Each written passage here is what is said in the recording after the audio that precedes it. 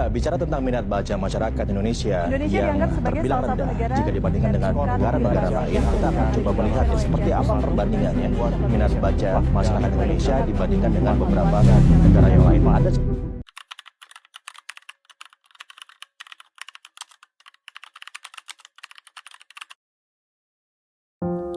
Dulu, perpustakaan adalah tempat suci, sebuah ruang penuh bisikan kata, tempat di mana imajinasi terbit dari lembar demi lembar halaman.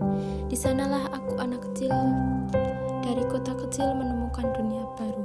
Buku-buku menjadi jendela dan perpustakaan adalah rumah dari semua jendela itu. Tapi, zaman berubah. Sekarang semuanya ada di ujung jari. Informasi datang secepat kilat, tapi sayangnya kedalaman sering terganti oleh kecepatan. Budaya baca kita pelan-pelan memudar. Buku tak lagi dibuka, hanya bergulir lewat HP. Literasi oh literasi.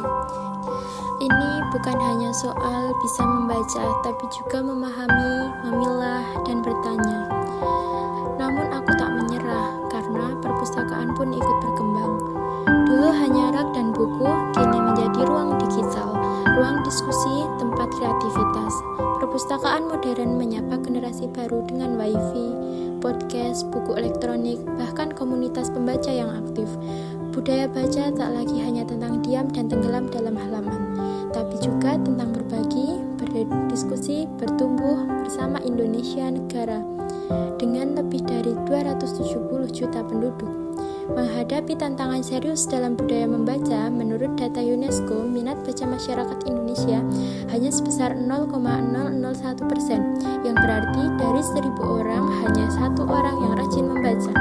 Namun di balik itu, data dari Pustaka Nasional menunjukkan adanya peningkatan kegemaran membaca masyarakat Indonesia pada tahun 2023. Tercatat sebesar 66,77, naik dari 63,90 di tahun 2022. Meskipun demikian, tantangan masih besar, terutama dalam hal akses terhadap bahan bacaan yang sesuai dengan minat dan kebutuhan masyarakat.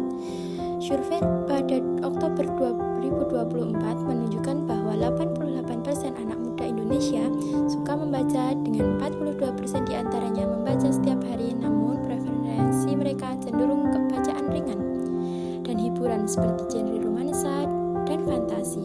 Pemerintah telah melakukan berbagai upaya untuk meningkatkan minat baca seorang program Merdeka Belajar dan distribusi buku bacaan bermutu untuk jenjang PAUD dan SD, serta program membangun 10.000 perpustakaan. Namun keberhasilan program ini bergantung pada partisipasi aktif dan kesadaran akan pentingnya membaca literasi. Bukan hanya tentang membaca teks dan membaca sebuah buku, tetapi juga tentang meningkatkan kemampuan berpikir kritis dan memperluas wawasan.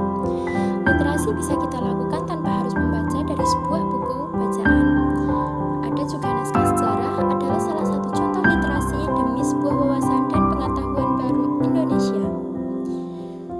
Sebuah cita-cita besar Indonesia Emas 2045 di tahun tersebut tepat 1 abad sejak kemerdekaan Indonesia.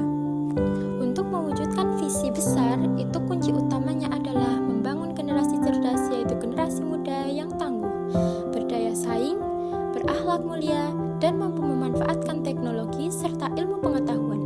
Di tengah derasnya arus informasi digital, generasi penerus bangsa harus dibekali kemampuan literasi yang kuat agar tidak mudah terpengaruh hoaks. Kita sebagai generasi muda harus tumbuh sebagai pelajar sepanjang hayat.